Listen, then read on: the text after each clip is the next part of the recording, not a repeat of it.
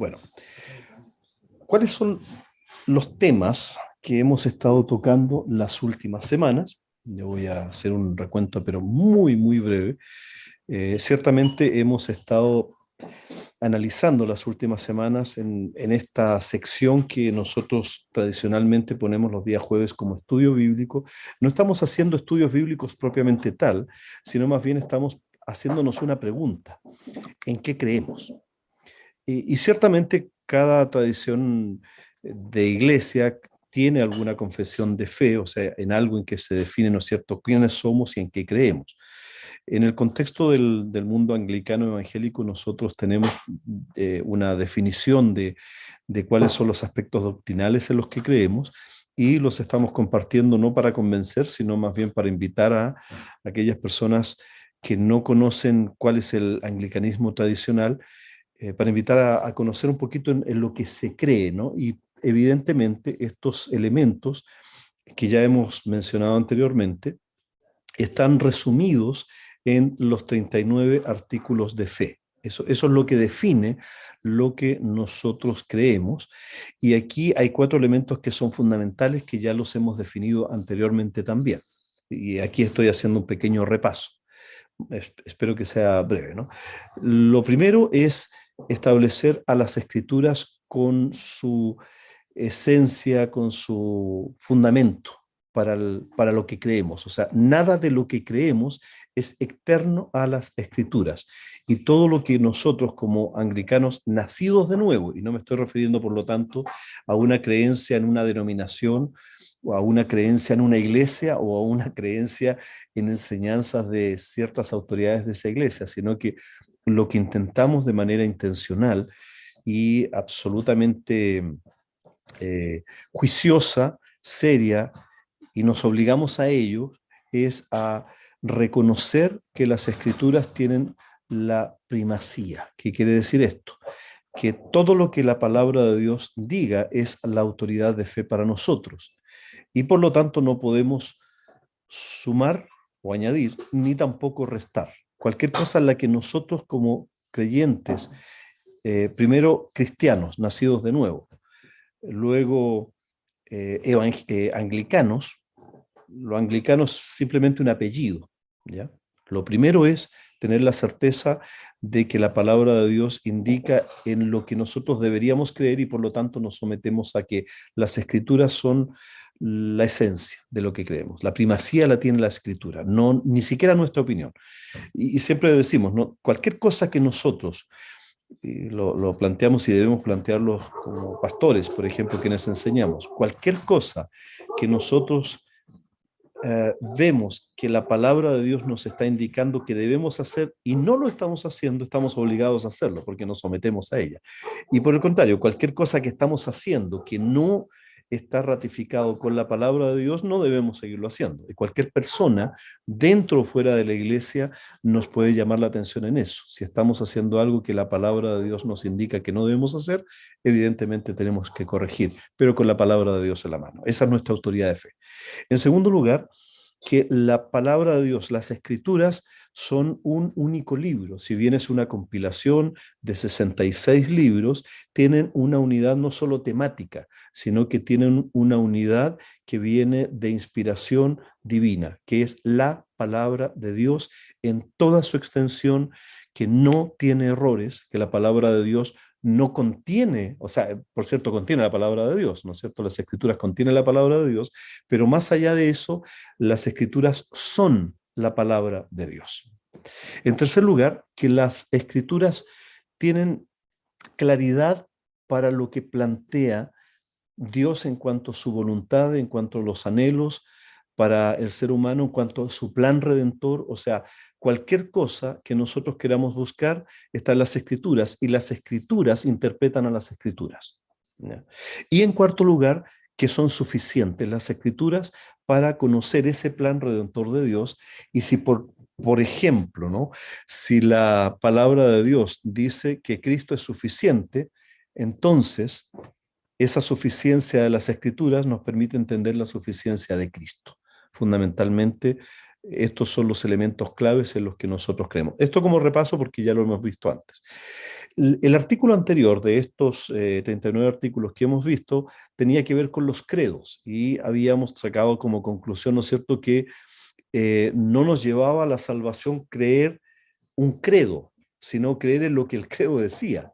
Y el credo nos plantea, esta confesión de fe que hacían los primeros cristianos, nos plantean todos los elementos esenciales de la fe cristiana, de la cosmovisión, de la respuesta que la palabra de Dios da a todas las preguntas del ser humano. Ninguna de ellas está exenta allí. El de Atanasio, el credo de los apóstoles y el credo de Nicea. Ok. Lo tenemos fresquito porque eso fue la semana pasada, me parece. Ahora bien, vamos entonces al artículo número 9. Y este es un poquito extenso en su redacción. El artículo 9 habla sobre el pecado original. ¿Y qué es lo que dice puntualmente? Y esto es el tema de esta noche. Vamos a hablar del pecado original. ¿Qué es lo que dice el artículo sobre lo que dice la Biblia? ¿Ya? Ese artículo resume lo que la Biblia dice acerca del pecado original. ¿Qué dice? Dice que el pecado original no consiste en la imitación de Adán, como vanamente sostienen los pelagianos, ya vamos a ver esto, sino que es el vicio y corrupción de la naturaleza de todo ser humano que es engendrado naturalmente por la descendencia de Adán. Por esto el hombre se aleja muchísimo de la inocencia original y es por su misma naturaleza inclinado al mal, de tal manera que la carne siempre está contra el espíritu. Por lo tanto, toda persona que nace en este mundo merece la ira divina y la condenación.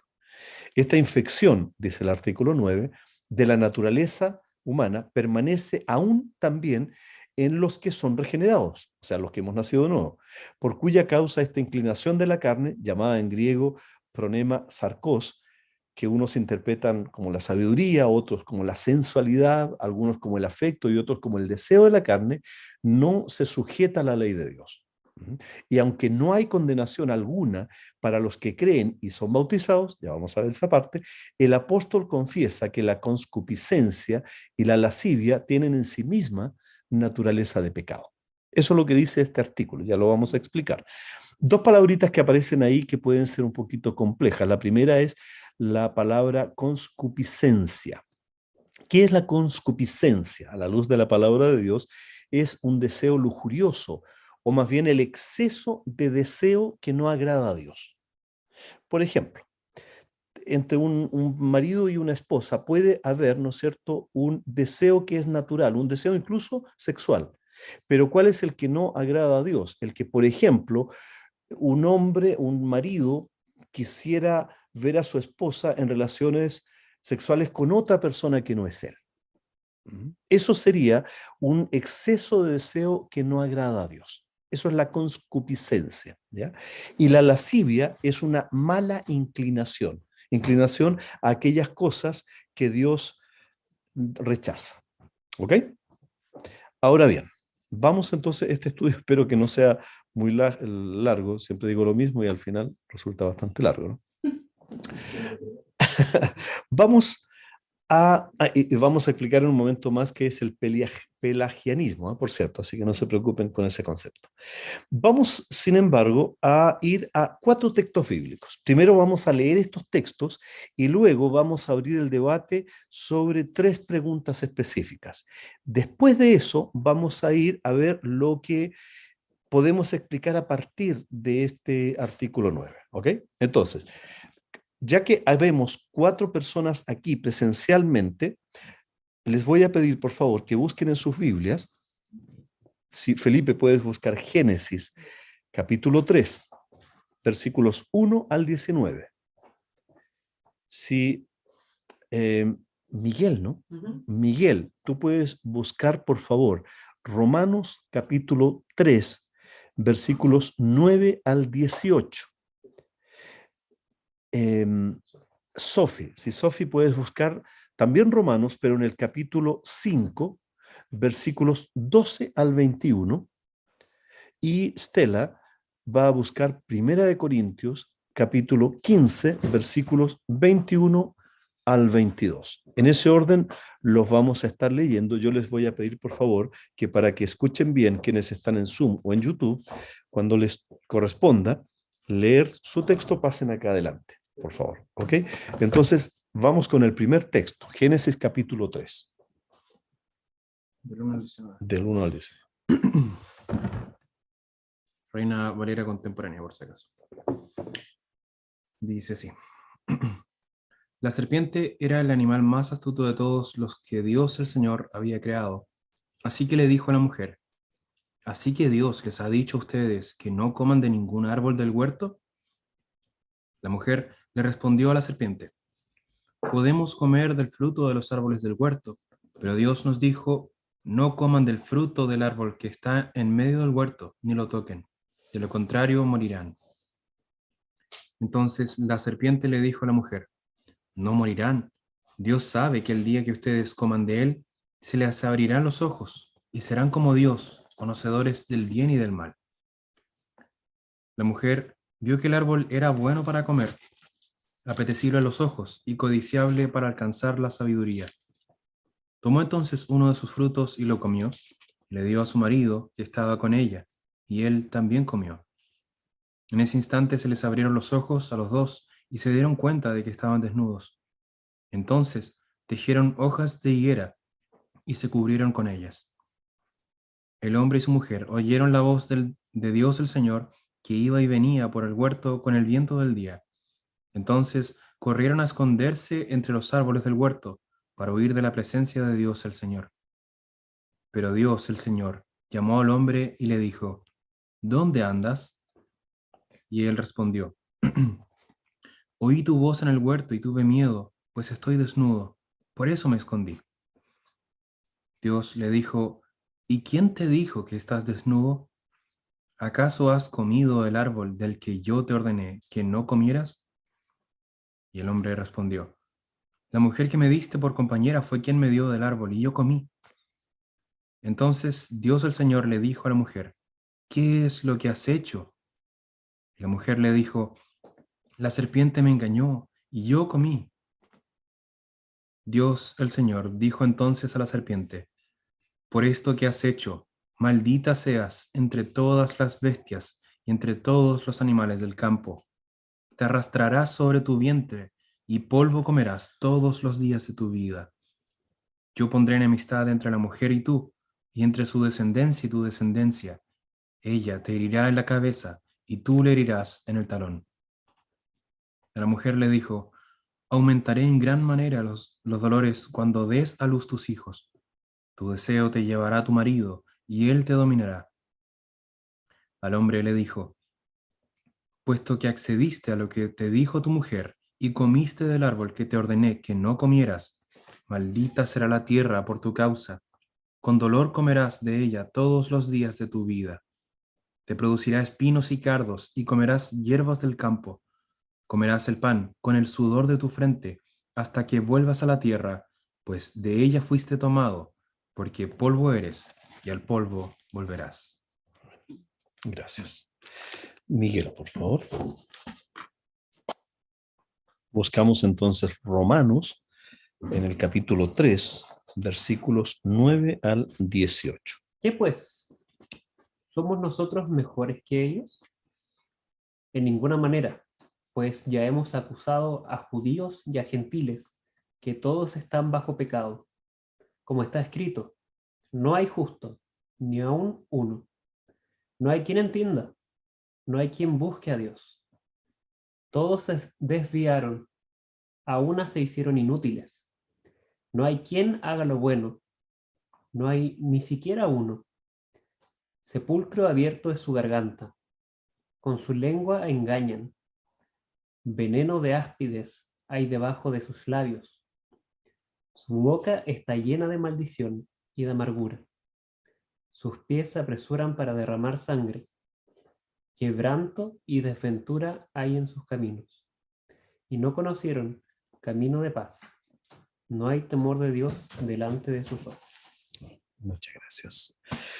Sofía, entonces, por favor, Romanos capítulo 5, versículos 12 al 21. Dice, por medio de un solo hombre el pecado entró en el mundo y por medio del pecado entró la muerte. Fue así como la muerte pasó a toda la humanidad porque todos pecaron. Antes de promulgarse la ley, ya existía el pecado en el mundo. Es cierto que el pecado no se toma en cuenta cuando no hay ley. Sin embargo, desde Adán hasta Moisés la muerte reinó, incluso sobre los que no pecaron quebrantando un mandamiento, como lo hizo Adán, quien es figura de aquel que había de venir.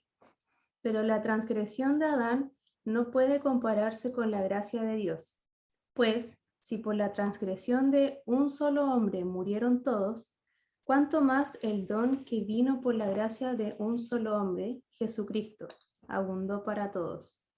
Tampoco se puede comparar la dádiva de Dios con las consecuencias del pecado de Adán. El juicio que lleva a la condenación fue resultado de un solo pecado, pero la dádiva que lleva a la justificación tiene que ver con una multitud de transgresiones. Pues, si por la transgresión de un solo hombre reinó la muerte, con mayor razón los que reciben en abundancia la gracia y el don de la justicia reinará en vida por medio de un solo hombre, Jesucristo. Por tanto, así como una sola transgresión causó la condenación de todos, también un solo acto de justicia produjo la justificación que da vida a todos. Porque así como por la desobediencia de uno solo muchos fueron constituidos pecadores, también por la obediencia de uno solo muchos serán constituidos justos. En lo que atañe a la ley, ésta intervino para que aumentara la transgresión. Pero allí donde abundó el pecado, sobreabundó la gracia, a fin de que, así como reinó el pecado en la muerte, reine también la gracia que nos trae justificación y vida eterna por medio de Jesucristo nuestro Señor. Muchas gracias. Estela, al fin, por favor, entonces, 1 Corintios, capítulo 15. 21, 22, ¿verdad? Sí, exacto. Porque por cuanto la muerte entró por un hombre, también por un hombre la resurrección de los muertos. Porque así como en Adán todos mueren, también en Cristo todos serán vivificados. Muchas gracias. Ok. Vamos a ir a unas preguntas que quisiera compartir con ustedes y la idea entonces es que podamos discutir un poquito. Por lo tanto, les animo a que desmuteen sus micrófonos y discutamos estas 3 preguntas de acuerdo al entendimiento que cada uno de nosotros tenga. Primero, ¿qué creen ustedes? ¿Fue Eva responsable del pecado de Adán? ¿Ok? Yo creo que no, yo creo que no. Parto al tiro. Yo no me hago responsable por pecado ajeno. ¿Por qué iba a ser responsable de los pecados de Adán? Mi participación. Ya, excelente, Tengo pecado excelente. suficiente para hacerme cargo solita y pobre Eva. Ya se hizo cargo de su propio pecado, que Adán se haga cargo del... Ok, ya, bien, válida el planteamiento. ¿Alguien más aquí está, aquí en Zoom o en YouTube, alguien que no esté de acuerdo con eso o alguien que quiera complementar algo de lo que dijo Pauli? Mateo dice que culpa a Adán por el pecado de Eva. ¿Ya? Ok. Mateo está diciendo eso, pero no quería hablar, así que yo estoy diciendo. Ok, Sí, interesante porque la estoy de pregunta es si acuerdo. fue Eva responsable del pecado de Adán. Y Mateo dice que es al revés, que fue Adán el responsable del pecado de Eva. ¿Así es? Yo creo que fue una cadena de pecados. Ok. Y que si bien Eva pudo haber sido autora material de invitar a Adán a comer de la fruta, Ajá. el autor intelectual sigue siendo Satanás. Ok, entonces ya, ellos, de alguna manera ellos serían víctimas. Ok, ya. ¿Qué más por aquí? ¿Alguien que no esté de acuerdo con eso o que quiera ratificarlo, Sofía? ¿Puede uno ser víctima y no dejar de ser culpable también? O sea, puede ser uno víctima y a la vez culpable. ¿Sí? ¿Ya? Ok. ¿Alguien más quiere comentar sobre esa primera pregunta? Yo creo que no, porque Adán no fue capaz de decir que no era correcto lo que estaba haciendo. Aparece en la Ok. pantalla No hizo lo que hizo Will Smith. que tengo puesto. Tengo. Ok, ya, entonces digamos, sí es responsable, según la mayoría, pero algunos discrepan con esto, dicen que no es responsable y otros que definitivamente fue más responsable aún que Eva. ¿Ya? ¿Ok? En base a lo que se ha dicho, ¿por qué tenemos que sufrir todos por el pecado de Adán? Recuerden esto, a ver, según la cronología judía, esto sucedió hace casi como 8.000 años. Según la evolución, posiblemente hace 120.000 años, porque el ser humano para la teoría de la evolución no tiene más de 120.000 años, ¿ya? Según lo que la teoría evolutiva, por eso digo, yo no estoy de acuerdo con ella, pero en fin, de acuerdo a ese planteamiento. Según lo que nosotros podamos percibir o ir hacia atrás, igual sigue siendo un montón de tiempo. ¿Por qué nosotros que tenemos que sufrir por el pecado de Adán si ninguno de nosotros estuvo en el huerto de Edén? Adelante. Creo que hay varias cosas que comentar al respecto. La primera que yo Adelante. diría es de que no había muerte hasta ese momento y Adán fue ese ser que abrió la puerta y por medio de Adán entró el pecado y por el pecado la muerte. Entonces, Ok. es como que inició, comillas, eso y eso ya lo traspasó a la raza humana, es como esta representatividad. No nos molesta cuando decimos que Cristo nos representa en la cruz y que por Él somos salvos, pero sí nos molesta cuando decimos que Adán también nos representaba. Y por ende, nosotros éramos pecadores. El tema de la representatividad creo que es algo importante. Y Ok. por otro lado, creo que si yo, Paulina, voy a hablar por mí, hubiese estado en el huerto del Edén, me hubiese comido el saco de manzana, porque soy pecadora, pues, y en ese momento probablemente yo también hubiese caído. Entonces a veces se nos olvida eso y pensamos que somos mejores que Adán o que hubiésemos sido mejores que Adán, y creo que no sé si hubiese sido tan así. Esa es Ahora, mi ¿por qué? pequeña opinión. Recuerden ustedes algo, ¿ah? Que en el huerto, de acuerdo a lo que dice la palabra de Dios, en el huerto de Edén había abundancia de todo. O sea, no comieron, o por lo menos Eva no comió por hambre. ¿Por qué razón? Le fue apetecible los ojos. Le fue apetecible a los ojos. Ujú. Pero, ¿qué fue lo que finalmente le hizo caer en pecado? ¿El satisfacer un deseo? El querer ser como Dios. ¿Ya? Ok, ya. Y eso es algo que el ser humano creo que es una tentación súper grande. Van a conocer el bien y el mal. Se tergiversó, es verdad, el tema de Dios les dijo y en verdad Dios no había dicho eso. Creo que hubieron muchas cosas, pero de una otra forma el querer ser como Dios creo que fue algo que cambió. Y si nos fijamos en la historia, después, por ejemplo, vamos a ver la Torre de Babel. Querían ser como Dios, mejor que Dios, desafiarlo. Creo que a veces tiene que ver un poco con eso, no estoy segura, en mi opinión. Ahora, querer ser como Dios, ponerse en el lugar de Dios o poner cualquier cosa en otro en el lugar de Dios, ¿cómo lo define la Biblia eso? Idolatría. Idolatría. ¿Recuerdan cuál es el primero de los pecados? De los 10 mandamientos. ¿Mm? El primero de los 10 mandamientos. El primero de los Amarás a Dios 10. sobre todas las cosas, Allá. con todo tu corazón, con toda tu mente, con todo tu... A ver, Así que lo que son 10 dice, mandamientos. O sea, ajá, la regla de lo que dice los 10 mandamientos. No tendrás otros dioses ajenos a mí, ¿no es cierto? O sea, la idolatría, que es poner a otro, o a mí mismo o a otro en el lugar de Dios, es el primero de los 10 mandamientos. O digamos que tiene connotación negativa. Pero igual puedo decir algo. ¿Sí? Ahí no estaba los 10 mandamientos. No, claro. Ujú. Pero Pablo dice, donde no hay ley, como que no hay como transgresión de la ley, pero Dios sí le había dicho algo, que no Ujú. comieran de eso. Esa era la ley que tenía mi Ya, ok, ahí, ya, Otra cosa, está llegando al punto. que sobre la segunda pregunta, ¿por qué tenemos que sufrir todos por el pecado? Si lo ponemos en caso como contrario, o sea, ¿por qué no habríamos de sufrir por el pecado si el pecado realmente es algo enorme? A ver, uno suele ver el pecado como algo pequeño, algo que no le hace daño a nadie, una mentirita blanca, pero la verdad es que es contra Dios. Y la gravedad de un pecado sí es sobre un hecho en sí mismo, pero también sobre quién se comete.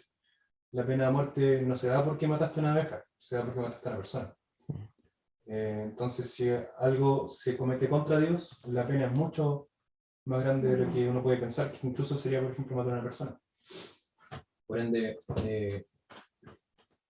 si el pecado es tan grave como dice Dios que es, cuando merecemos la muerte, no podemos esperar que salgamos como limpios después de que nuestra, ¿cómo decirlo? Nuestra naturaleza haya tenido contacto con el pecado, una sola vez, una sola pasada.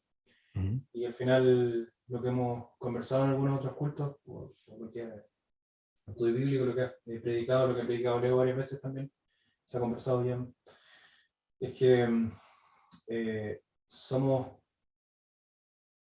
pecamos porque somos pecadores, no nos volvemos pecadores porque pecamos. En el fondo, por el hecho de que Adán y Eva tuvieron el más mínimo roce con el pecado, ya a nosotros se nos pegó eso, y imposible no tenerlo. Okay. Entonces nos da una predisposición a pecar. En el fondo, no nos están castigando porque Adán y Eva comieron esa fruta, que no es una manzana, pero nunca le dicen manzana, pero una fruta, sino porque, o más bien, eso nos da a nosotros una predisposición al pecado y pecamos. Y por eso en nuestros propios pecados somos castigados. Sin embargo, también, bueno, estoy hablando mucho. La única forma de salvación es por gracia, por fe. Ok. Entonces, eso. Ya. A ver, vamos a la tercera pregunta. Y aquí esta es una pregunta un poco capciosa, un poco engañosa, ¿ya? María Eugenia, no sé si estás ahí, yo quisiera escucharte un poquito también.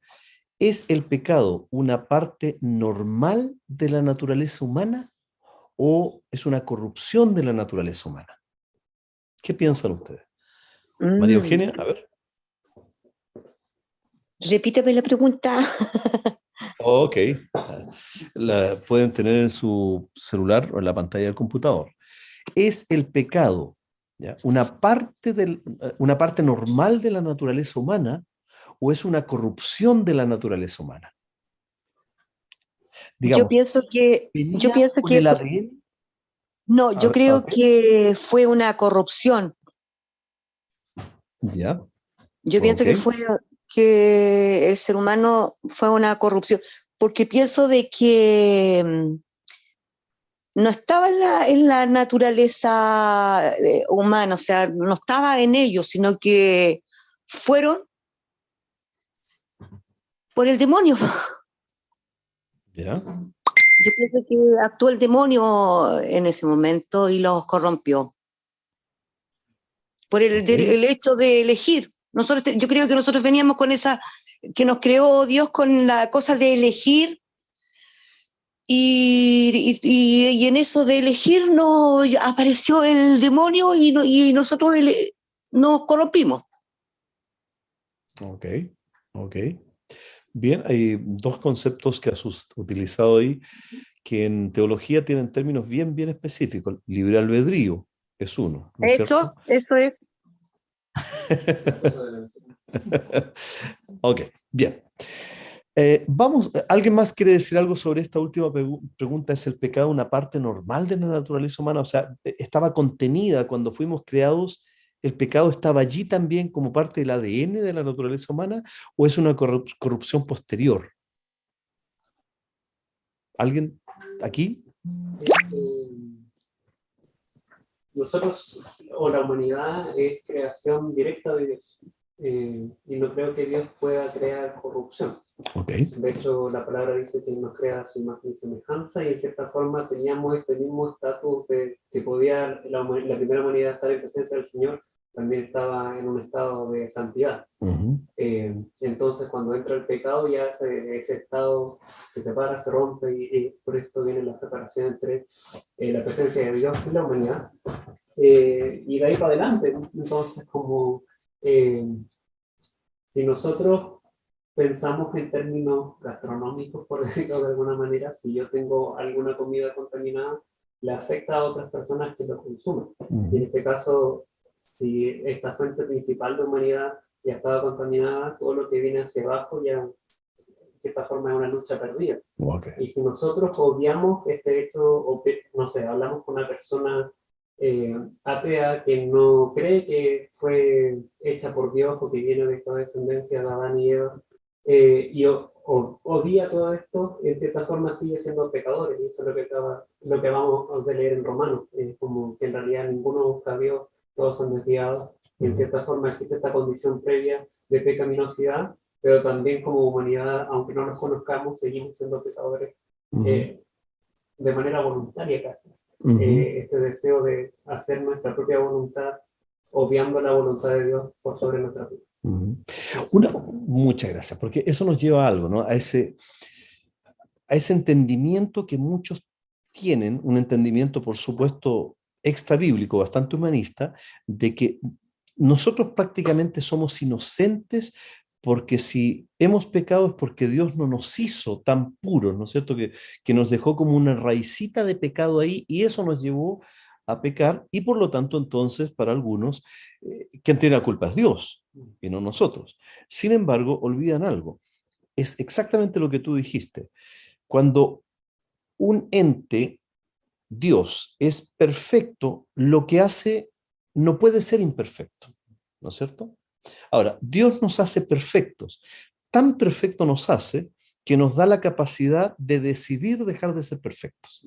Pero esa es una decisión que lleva la perfección humana al punto cúlmine donde nos da la libertad, que la palabra de Dios llama libre albedrío, ¿no es cierto? O sea, la posibilidad de decidir dejar de ser perfecto, ¿ya? Pero no porque hayamos sido hechos imperfectos, sino por el contrario, porque nos creó con una capacidad tan perfecta que nos daba incluso la posibilidad de decidir dejar de ser perfecto. Y ese es por eso es que la palabra de Dios dice que el punto cúlmine de la creación de Dios es el ser humano, porque nadie más tiene esa capacidad. La naturaleza no lo tiene y los animales tampoco. ¿Ok? Ahora bien, ¿alguien más quiere hacer algún comentario, alguna pregunta sobre esto? No preguntas, no todavía, porque las vamos a estar respondiendo, pero sí algún comentario, algo que no estén de acuerdo con lo que hemos dicho hasta el momento. ¿No? Ok. ¿Aló? Vamos entonces. Sí, por favor. Paula. Pregunta / acotación. Creo que esa posibilidad de elegir, que puede decirse libre albedrío, capacidad de elegir, al final del día murió en el Edén, porque luego de eso estábamos muertos. El delito y pecado, lo único que podíamos hacer era pecar, hasta que vino Cristo. Eso es lo que creo. ¿Es así o no? Bueno, ahora lo vamos a ver, exactamente. Ahí estamos llegando entonces al meollo del asunto. Es la Pauli es la alumna que siempre va adelante. Pauli, tú eres fantástica. No estoy diciendo que Leo no lo sea. El Mateo me prohibió que hiciera más preguntas. No. Bien, a ver. Vamos a recapitular un poquitito.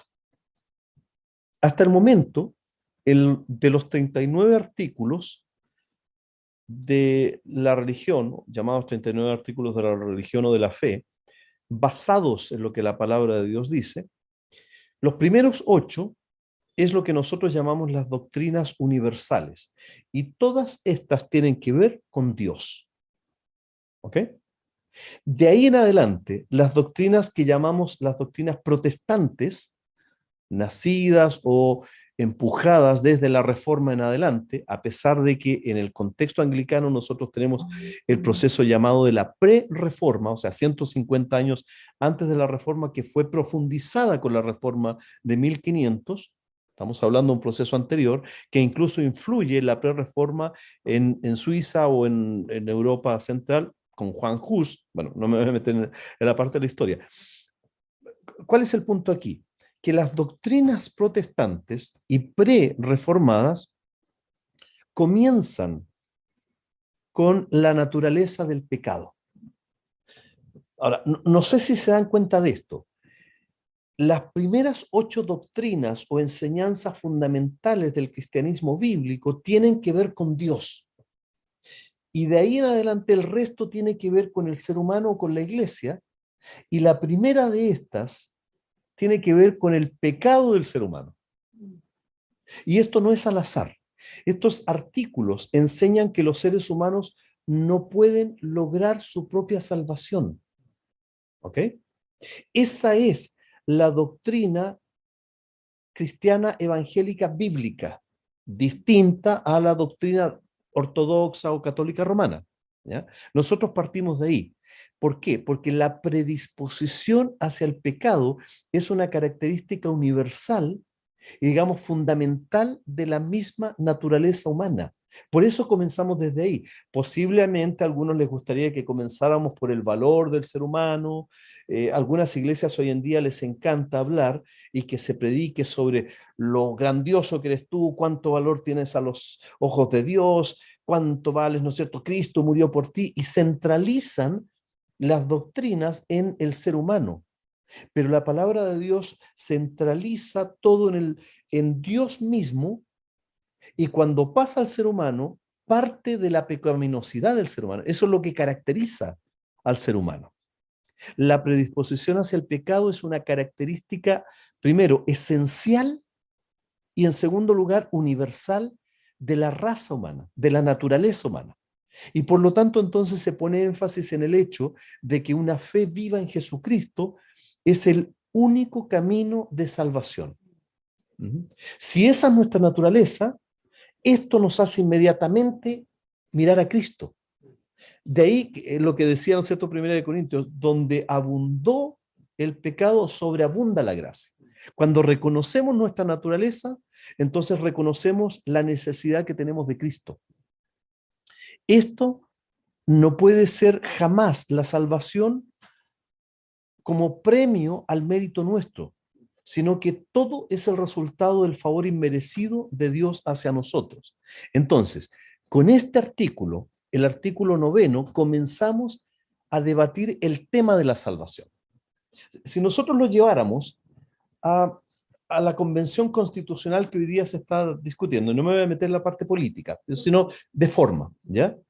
Si se partiera de verdad de los derechos fundamentales, y aquí lo fundamental es Dios, pasando a los derechos sociales, jamás confundiríamos lo esencial con lo social, lo fundamental con lo social. Por ejemplo, y aquí está el gran peligro que hoy día tiene nuestra sociedad en nuestro país. La sociedad puede dejar los elementos fundamentales o esenciales, los derechos esenciales, por la enorme cantidad de ofertas de derechos sociales. Casa, educación, etcétera, etcétera. ¿Cuál es la diferencia entre un derecho fundamental y un derecho social? El derecho social puedo vivir sin él. Por ejemplo, educación. ¿Un ser humano puede vivir sin la educación gratis? Claro que puede vivir sin él. Pero un ser humano no puede vivir sin el derecho a vivir, la vida, ¿no es cierto?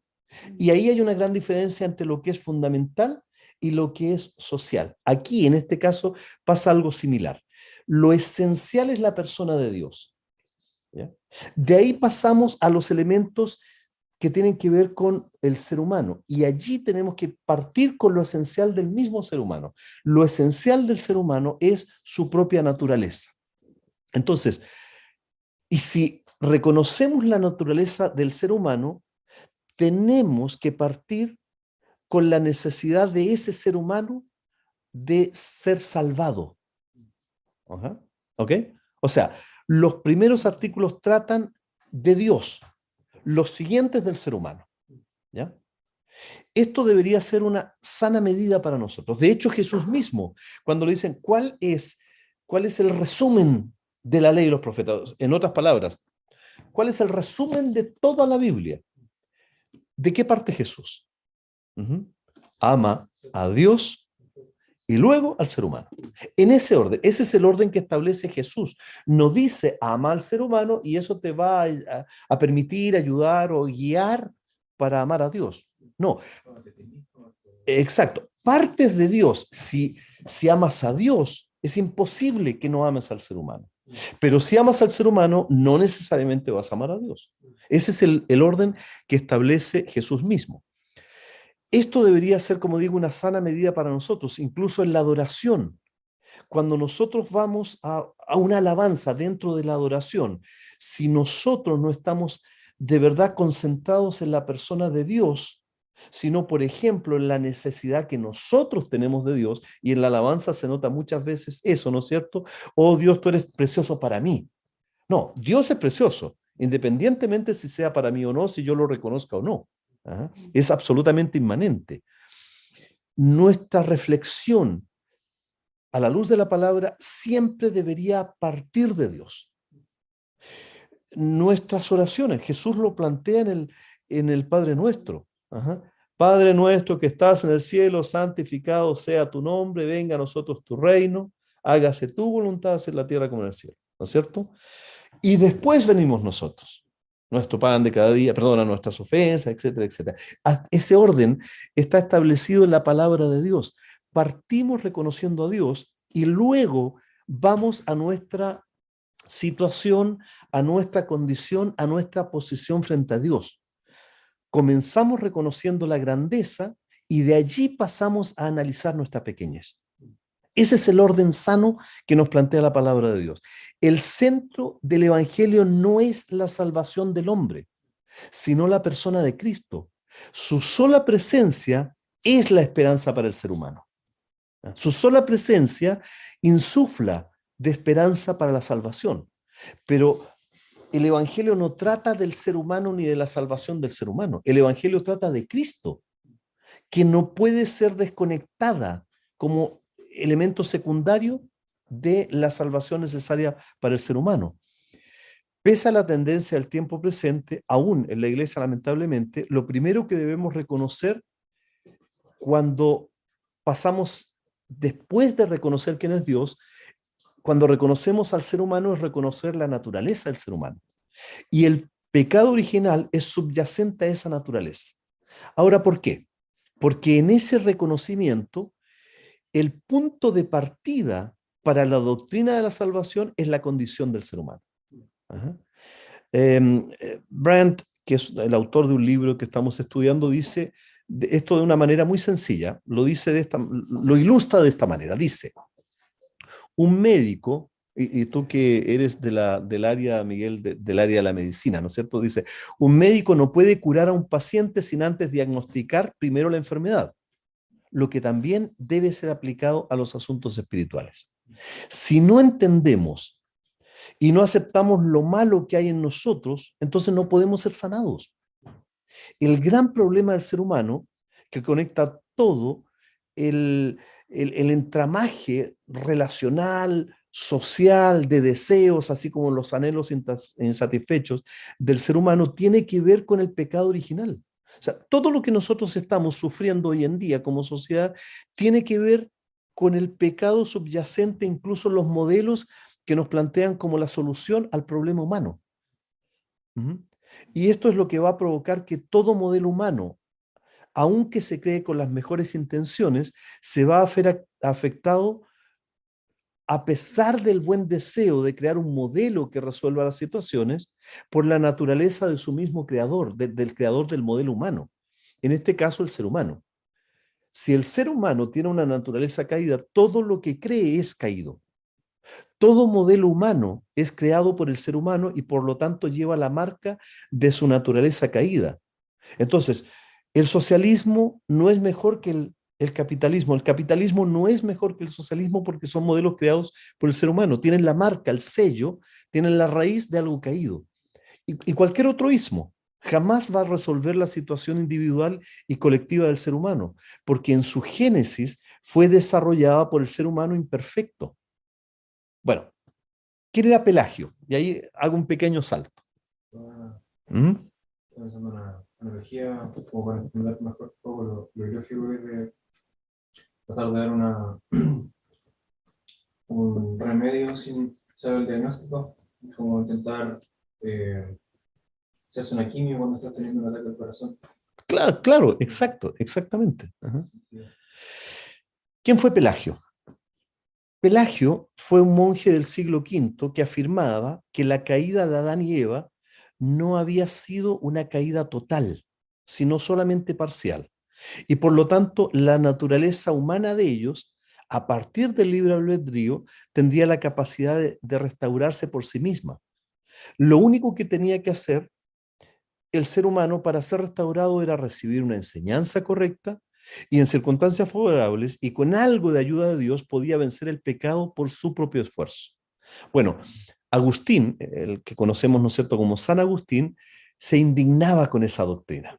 Y ya veremos por qué. Tiene que ver con el concepto de depravación total que planteaba San Agustín. La realidad, ¿cuál es? Es que el ser humano, desde Adán y Eva, tiene la tendencia a escoger el camino de la rebeldía contra Dios y no este libre albedrío, ¿no es cierto?, la libre sumisión a la voluntad de Dios. ¿Qué es lo que decía Pablo? El querer hacer el bien está en mí, pero no el hacerlo. Por eso Pablo advertía en Romanos 3:23 que todos pecaban y que ninguno alcanza la gloria de Dios. No hay ni uno solo. Y desde el principio, entonces, somos herederos de las consecuencias de la transgresión. ¿Cuál fue la transgresión? La desobediencia. ¿Qué provocó la desobediencia? La muerte. ¿Cuál es la primera consecuencia que el ser humano, a partir de esa primera caída, está sufriendo? La muerte. ¿Qué quiere decir esto? Que Adán y Eva, por libre decisión, optaron por pecar. Y nosotros heredamos las consecuencias de esa transgresión, que es la muerte. O sea, nacemos pecadores porque ninguno de nosotros, y ese es el mejor indicador, ninguno de nosotros no muere. Todos morimos. Cuando nacemos, lo que podemos estar absolutamente seguros es que vamos a morir. El pecado es la desobediencia espiritual y afecta todo nuestro ser. De una u otra forma hemos quebrantado la ley de Dios como resultado desde ahí en adelante. Entonces, ¿cómo se resume la ley de Dios según Jesús? En 2 mandamientos: amar a Dios con todo nuestro ser y amar al prójimo como nosotros mismos. Bueno, primero, el primero de esos mandamientos: nadie ama a Dios con todo su ser, ni un ser humano. ¿Qué quiere decir esto? Nadie ama a Dios las 24 horas al día, en cada segundo del día y de la noche y toda su vida. El primero de los mandamientos que resume toda la ley de Dios ya lo hemos quebrantado. Por lo tanto, entonces, si hemos quebrantado el resumen de la ley de Dios y el segundo de amar al prójimo, aunque lo amáramos, ya hemos quebrantado el primero, ¿no es cierto? Entonces todo ser humano ya ha quebrantado el primer mandamiento que resume toda la ley de Dios, pasa a ser un pecador. Por eso el primer mandamiento, como decía antes, es contra la idolatría, o sea, no darle el primer lugar a Dios o no buscarlo en nuestro ser con todas nuestras fuerzas en cada segundo de nuestra existencia. Nadie busca a Dios, dice Pablo haciendo eco del Antiguo Testamento. Y la paga de ese pecado de rebeldía contra Dios, la paga es la muerte. La ley nos demuestra que nadie puede cumplir la ley. Eso casi parece una contradicción, ¿no es cierto? ¿Para qué está la ley? Para hacernos entender que nadie puede cumplir la ley, ¿ya? Y por tanto, entonces dependemos de la gracia. Ahora, ¿cuál es la diferencia aquí entre dos grandes doctores de las doctrinas cristianas? Por una parte está Agustín y por otro lado está Tomás de Aquino. ¿Qué es lo que decía Agustín? Que existe en todo ser humano una depravación total. O sea, como herederos de Adán y Eva, que cayeron completamente, por lo tanto, tendemos a pecar. No existe, dice él, la inocencia innata. Y por lo tanto, la única manera de ser salvados es por gracia, ¿ya? Porque tenemos una naturaleza caída. ¿Qué es lo que decía Tomás? Decía que el ser humano es bueno por naturaleza. ¿Recuerdan ustedes esa propaganda del yogur? En el fondo, los americanos son buenos, decían. Bueno, si nosotros somos buenos, entonces podemos presentar obras buenas y por lo tanto entonces se reafirma la doctrina de la salvación por obras. Pero Agustín dice que si nosotros tenemos una naturaleza caída, aún nuestras obras buenas están manchadas por el pecado y por lo tanto nada podemos presentarle a Dios que pueda ser acepto a él, ¿ya? Ahora, ¿dónde cayó Agustín, sin embargo, diciendo en algún momento que esta naturaleza caída se podía limpiar con el bautismo. Ahí sí tuvo una falla. Ahora, hubo otros problemas sobre la ayuda de Dios a través de la iglesia.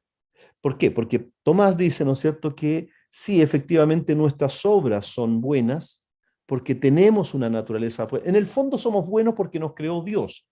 Por lo tanto, no podemos tener una naturaleza completamente mala.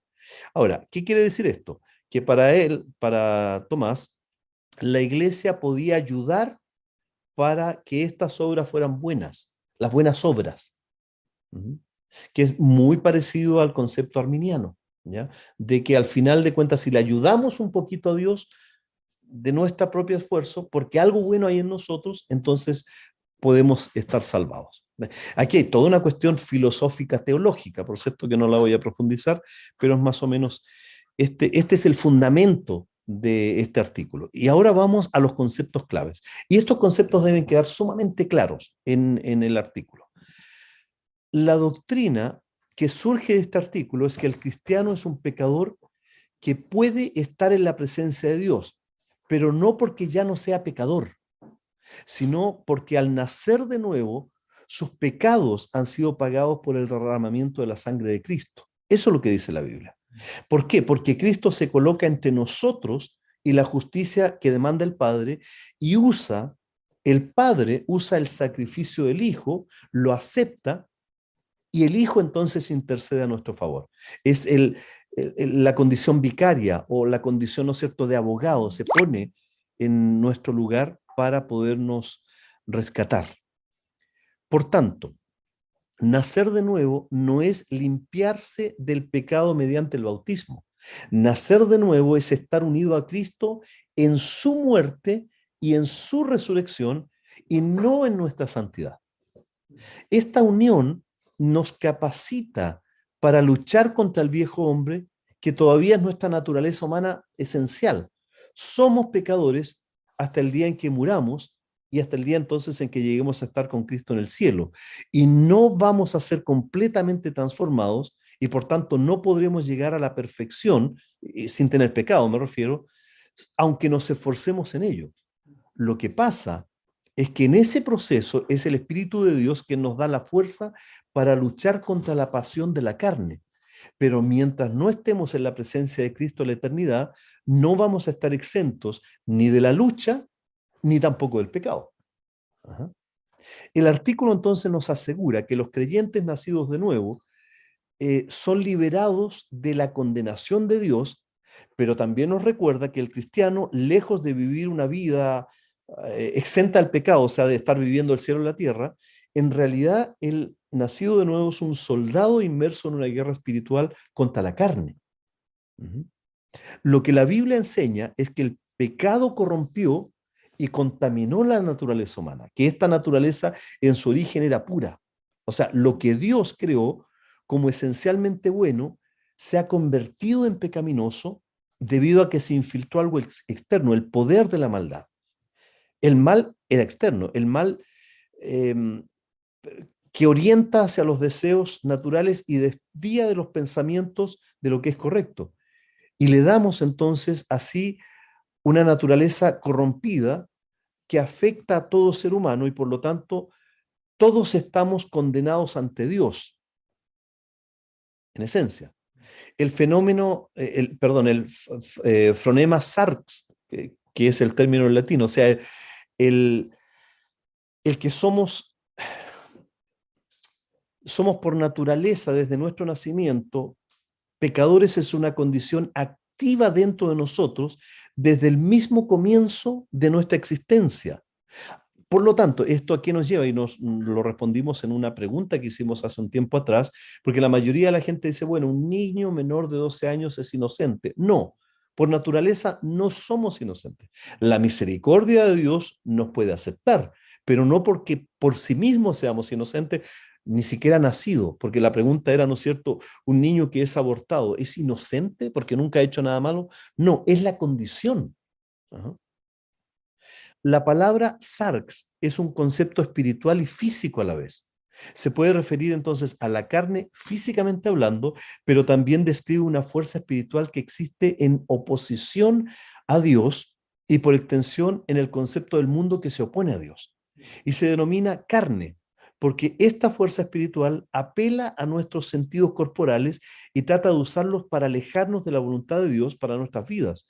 Dios no quiere que despreciemos o que ignoremos nuestros cuerpos, por cierto, pero tampoco quiere que nos domine hasta el extremo de olvidarnos de las cosas que no podemos ver, pero que son eternas. Entonces, la palabra aquí, la palabra pronema, significa mente propia, mente con voluntad propia. La carne no tiene mente propia. Es la conjunción de ambas cosas. Lo que sí es una mentalidad que le atraen las cosas visibles y temporales, como por ejemplo la riqueza o el poder. Entonces es la mente que lleva a la carne a hacer cosas que se alejan de Dios. Lo que sí es una mentalidad, por lo tanto, entonces, esta del fronema sarsos se refiere a lo que opera en nosotros, seamos o no tentados específicamente por la influencia externa. Por ejemplo, lo que decía Felipe, podemos sentirnos impulsados a robar si veo la oportunidad de hacerlo, pero ya sea que lo haga o no, dentro de mí está la condición innata que puede concretarse o no, si existe la oportunidad de hacerlo. Por lo tanto, lo que decía Adrian Rogers, yo no soy ladrón porque robo porque soy ladrón. Ese deseo interno, que es descrito como la concupiscencia o la mala inclinación, no desaparece cuando nos volvemos a Cristo. Pero la presencia de su Espíritu Santo dentro de nosotros nos da la fuerza para luchar contra ello. La vida cristiana es una constante lucha espiritual que no termina hasta que estemos con Cristo en el cielo. Entonces, reconocer nuestro alejamiento natural de Dios nos permite enfrentar con mayor conciencia nuestro pecado. O sea, reconocemos que estamos lejos de Dios. Entonces, nuestro progreso espiritual tiene que ver no tanto con lo que dejamos de hacer en términos de sacrificio, sino con la conciencia que tenemos del pecado en nosotros. ¿Qué es la iglesia? La iglesia es el lugar donde se reúnen aquellos que tienen conciencia de su pecado, no gente exenta de pecado. Un peligro ahí es que la búsqueda de una santidad súper espiritual, por ejemplo, negándonos a nosotros mismos para sentirnos bien, me he negado a pecar y por lo tanto entonces glorifico más a Dios, ese es un peligro, porque el fronema sarcos está actuando en nosotros de una medida que finalmente no glorifica a Dios. ¿Cuál es la clave aquí para la vida cristiana? No es tanto el negarse a uno mismo, sino la obediencia. ¿Por qué? Porque el pecado original de Adán y Eva no fue tanto el deseo de satisfacer el hambre. Como ya hemos visto, en el paraíso no había hambre, sino el desobedecer la orden de Dios. Ahí está el punto. Esa es la esencia del fronema sarcos, esto de la mentalidad que nos lleva a pecar. Eso no se vence por medio de sacramentos o de prácticas de autosacrificio o negarse simplemente por negarse, sino con una completa transformación de la voluntad que va desde la desobediencia hasta la obediencia, que va provocando cambios en nosotros. Y eso se logra cambiando la mentalidad de la carne por la mentalidad del Espíritu de Dios. Por eso es que Pablo dice, cambien su manera de pensar, o sea, conciencia frente a esto. Ya no soy yo, sino Cristo en mí, decía Pablo. Ya no es mi manera de pensar, sino la manera de pensar de Cristo en mí. Eso es lo que hace la diferencia. Y para ello, una cuota enorme de pensamiento, de raciocinio, más que de sentimentalismo. Oh, yo siento que Dios está en mí. No, aquí es la decisión, es la lucha consciente, es la mentalidad puesta al servicio de glorificar a Dios conscientemente. No es que me salió no pecar, es que he decidido, como decía Santiago, ¿no es cierto?, resistir al enemigo. Eso glorifica a Dios. ¿Ok? Entonces, vamos a volver a ver si lo entendemos ahora, este artículo. El pecado original no consiste en la imitación de Adán, sino que es el vicio y corrupción de la naturaleza de todo hombre que es engendrado naturalmente por la descendencia de Adán. Por esto el hombre se aleja muchísimo de la inocencia original y es por su misma naturaleza inclinado al mal, de tal manera que la carne siempre está contra el espíritu. Por lo tanto, toda persona que nace en este mundo merece la ira divina y la condenación. Esa infección de la naturaleza permanece aún también en los que somos regenerados, por cuya causa esta inclinación de la carne, tratamos todo esto, no se sujeta a la ley de Dios. Y aunque no hay condenación alguna para los que creen y son bautizados, el apóstol confiesa que la concupiscencia y la lascivia tienen en sí misma naturaleza del pecado en nosotros. ¿Ok? Ahora, esto es sumamente importante para nosotros, porque parte de la esencia de reconocer nuestra propia condición. Mientras más pecado reconocemos en nosotros, es porque más nos estamos acercando a Dios. Mientras más nos acercamos a Dios, más tenemos la dimensión de su grandeza y santidad y más el reconocimiento de nuestra pequeñez y podredumbre. Y como dice San Agustín, ¿no es cierto?, de una naturaleza corrupta o caída, de una depravación total. Y por lo tanto necesitamos de la gracia divina. Sin esto no tiene sentido la cruz. Exactamente. Sin esto, sin este entendimiento, la cruz no tiene sentido. Por eso Pablo dice que es una locura. Es una locura para el mundo, para la carne, para la mentalidad del mundo. Pero para nosotros tiene absoluto sentido porque nos pone en perspectiva de quiénes somos nosotros, pero sobre todo de quién es Dios. ¿Ok?